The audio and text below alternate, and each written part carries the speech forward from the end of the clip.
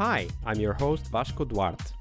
Welcome to the Scrum Master Toolbox podcast, where we share tips and tricks from Scrum Masters around the world.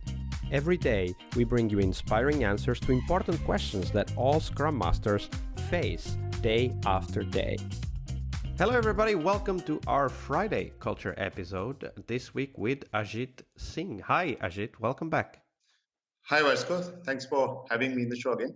So Ajit, on Fridays, we want to explore culture and its impact on how people behave, how the teams develop, and also how agile is adopted in that particular culture. You've worked with different cultures from US, UK, Australia, and of course your own culture there in Pune in India. So share with us some of the aspects of those cultures you've interacted with that in your mind either enable or prevent a successful agile adoption.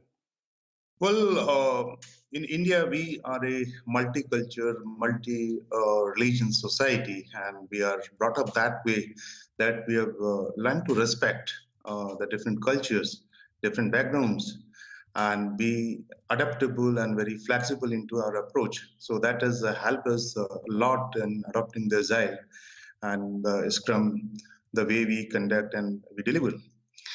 But since I worked with different cultures, I also had different behaviors and uh, experiences coming my way, where people are very particular about taking leaves, very particular about leaving the office on time, and being very straight in opinion rather than being diplomatic. So that's all good actually.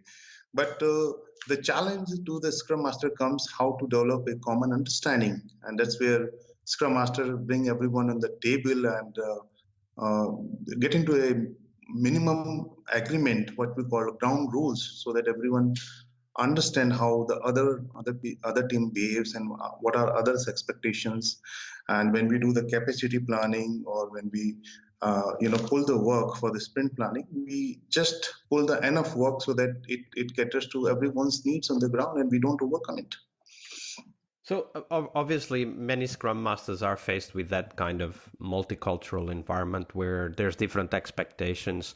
As you said, perhaps some cultures are more diplomatic, others are less diplomatic, and some, like the one where I work and live in Finland, are very silent. So we need to learn to work with these different cultures in order to create that, as you said, common understanding, so that teams can work together. But for that, we need to have this kind of tools, approaches, even questions, even exercises that are necessary. So Ajit, share with us maybe even a concrete story of how you brought two different cultures together to create that common agreement, that those ground rules you were talking about. I think it's sometime having some ad hoc discussions or informal discussions with the teams rather than always getting into formal meetings and ceremonies, and do talk about what they do on your personal lives and what their experiences have been in industry and what do they think are the challenges. So this kind of informal discussion when happens with the different teams from the different background, maybe through the video conferencing and over the phone, we try to be friendly with them, we try to accommodate them in, so that way it eases out the situation and people develop their spaces, people become little friendly, and that adds to the purpose of being a cohesive team, and it goes very well. So definitely, getting people to feel comfortable having maybe, in some countries we would call it chit chat, you called it informal conversation, but trying to somehow understand what are the cultural expectations through that informal conversation is definitely a very important aspect of our work as Scrum Masters. I mean, sometimes, in some cultures this might not be okay, but, I like to take the team out for a beer. And, Southern, Central and Northern Europe, a beer is like, coffee, but after work, especially on Fridays. And people like to relax, especially, during the summer. It's nice out. People want to go to a terrace, enjoy a beer, relax. And that's a great place to have an informal conversation to explore those cultural expectations. How about in India? What kind of spaces do you have in order to explore this more, relaxed, informal type of information sharing and conversation?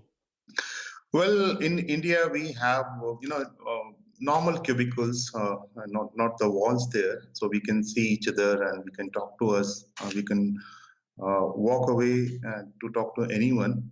And certainly, we do focus on the recreational activities and the team building exercise when we go for a cricket match followed by a dinner or lunch, and then we do celebrate the sprint success or with a pizza party or with the cake cutting ceremonies.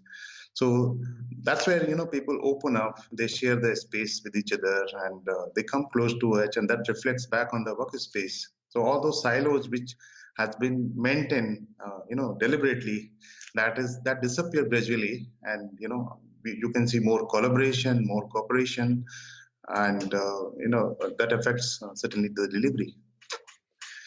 So, and then the other part of this question is, of course, how about those remote team members? You were talking about video conference. It's hard to share a beer or even a cake over a video conferencing system. So, Ajit, what have you learned and used in your own experience to help have those more informal moments in perhaps naturally formal situations like video conferences?